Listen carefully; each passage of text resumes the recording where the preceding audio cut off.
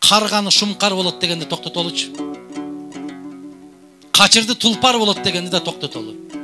Барбы, болобу, болот деп айткыла. Ал сенин коктуңнанбы, колотуңнанбы, урууңнанбы, өкүл балаңбы, же бөлөңбү, же аяшыңбы, ага карабастан биздин айылдын кулуну дегенди токтотуп, улуттун жоргосун издейличи, улуттун тулпарын издейличи.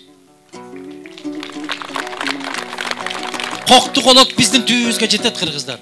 Кокту колот жеткирип атат бизди. Мыктылардын канатын кайрып алган өзүбүз болуп атабыз биз.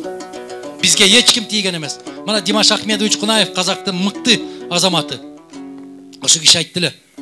Мага интервью берип атканда. Айналайын адахан. Кыргызды тарихта эч ким ала алмаган. Кыргызды тек гана кыргыздын өзү алат. Кашан сендер токтойсуңдар деп айтты. Бул 92-93 жылга. Кашан токтойсуңдар деген. Ошондо неге айтты дебейсиздер Баксакал?